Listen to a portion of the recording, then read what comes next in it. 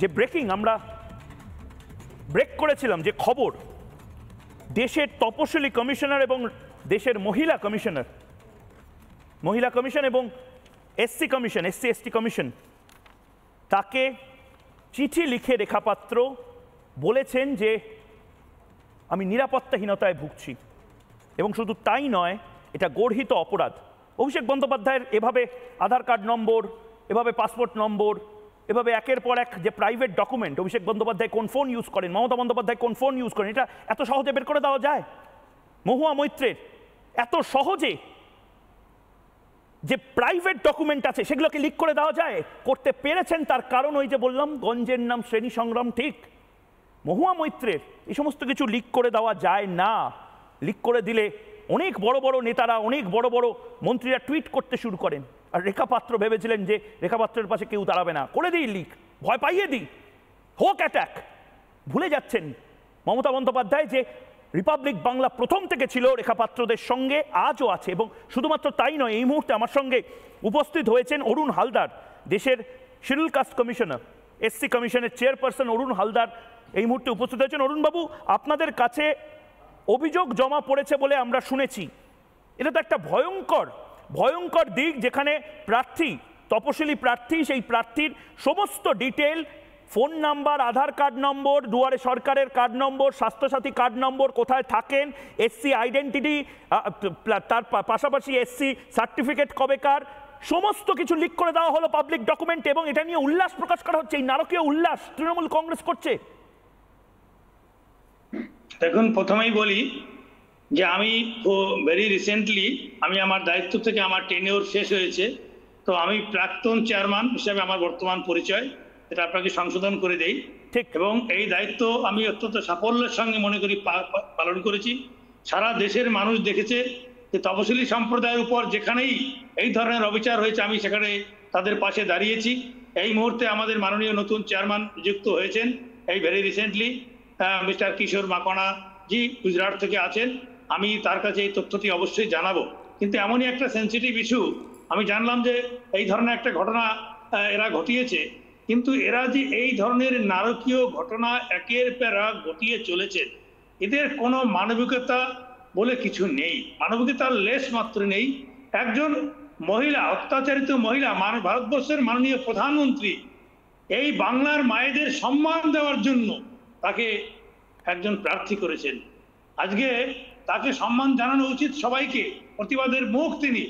আর তার প্রতি এই ধরনের ঘৃণ্য, জঘন্য, নারকীয়, অপমানজনক, অবিচার্য কাজটা যারা করছেন, আমি মনে করি এটা 100% SC ST prevention of atrocity act violation হয়েছে। এই prevention of atrocity act violation, আপনি অরুণ বাবু এইটা বলছেন, আপনি দীর্ঘদিন ধরে এরকম জিনিস দেখেছেন, মডেল কোড অফ কন্ডাক্ট চলছে, এবং তার পাশাপাশি এরকম ভাবে একজন প্রার্থীর সমস্ত ডকুমেন্ট, এবং তার পাশাপাশি একজন এসসি কমিউনিটির সদস্য, একদম প্রান্তিক মানুষ, যার এর আগেও লাইফ রিস্ক হয়েছে, শেখ শাহজাহানের লড়াই, শেখ শাহজাহানের বিরুদ্ধে লড়াই গোটা দেশ দেখেছে।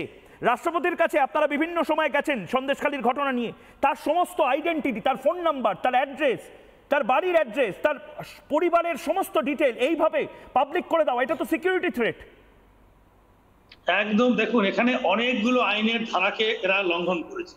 আমি যেহেতু এসসি এসটি ম্যাটারটা দেখি, ফার্স্ট আমি ওটাই বলবো যে প্রথম SC ST prevention of atrocity act 1989 যেটা ভায়োলেশন হয়েছে, এখানে একজন তপশিলি জাতির মহিলাকে এই ধরনের তার ব্যক্তিগত সমস্ত তথ্য ফাঁস করে দেওয়া, এটা অ্যাট্রোসিটি অ্যাক্টের মধ্যে 100% আসবে।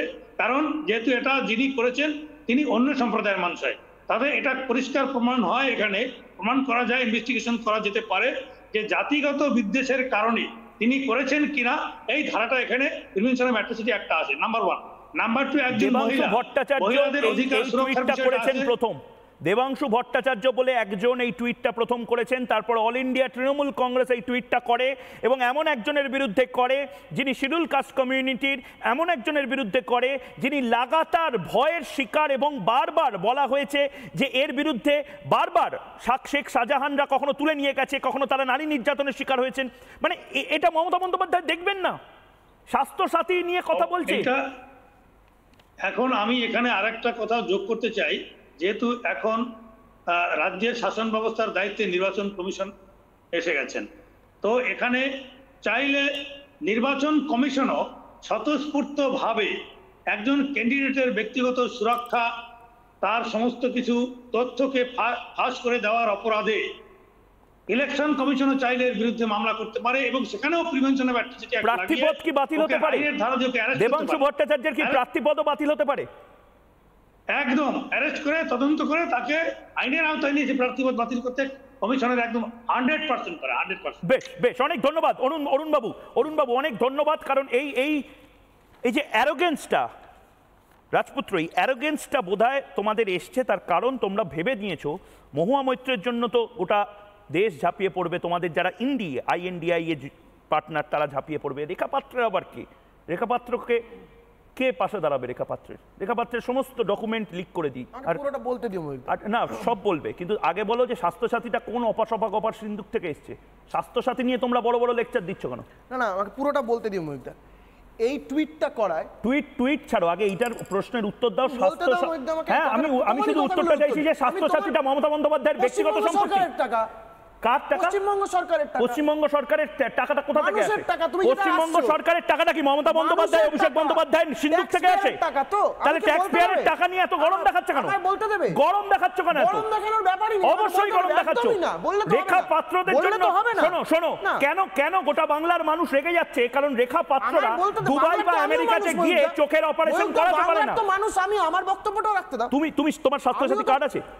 আমার ধরো, আমি মহুয়া মৈত্রের আছে? অভিষেক বন্দ্যোপাধ্যায় স্বাস্থ্যসাথী কার্ড নিয়ে, সন্দেশখালীর সাব ডিভিশনের কোন হাসপাতালে যান, বসিরহাটের কোন হাসপাতালে অপারেশন করিয়েছেন? আচ্ছা ছেড়ে দাও, SSKM হাসপাতালে উনি অপারেশন করেন। রাজ্যের কেন বলছি এই কথাগুলো প্রয়োজন ছিল, মুখ্যমন্ত্রী, রাজ্যের স্বাস্থ্যমন্ত্রী স্বাস্থ্যসাথী নিয়ে এত কথা বলছো না। SSKM হাসপাতালকে উনি যে ভাষায় বলেন যে আমার বিভিন্ন সুচ ফুটিয়ে আমাকে ভুল ট্রিটমেন্ট করে ইত্যাদি করেছে, ধাক্কা মেরে ফেলে দেওয়া হয়, এই ধরনের মেডিকেল বুলেটিন এসেছে। গরম দেখানোর কোনো ব্যাপারই নেই, আমাকে বলতে দাও। তাহলে ক্ষমা চাক দেবাংশু, ক্ষমা চাক, আমরা দেবাংশুকেও ট্রাই করব ফোনে। আমাকে বলতে দেবে কথা। বলো।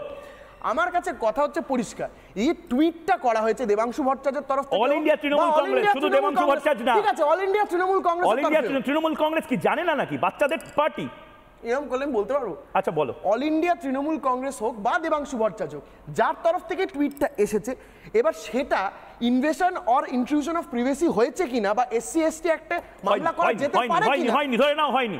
হয়নি। তুমি আগে বলো স্বাস্থ্যসাথী ব্যবহার করছে তো বলবে কথাটা। স্বাস্থ্যসাথী ব্যবহার করছে তো হচ্ছে কোর্ট, তার জন্য কোর্টে যেতে হবে। শোনো, স্বাস্থ্যসাথী ব্যবহার করা হবে, সবুজ সাথী সাইকেলও ব্যবহার করা হবে, কিন্তু শেখ শাহজাহানরা যদি মাথার উপরে নাচে তাহলে মমতা বন্দ্যোপাধ্যায়ের বিরুদ্ধে ভোটও দেবে সাধারণ মানুষ। হয়েছে কিনা সেটাও বলবে ECI, আর prevention of atrocity act violate হয়েছে কিনা সেটা বলবে কোর্ট।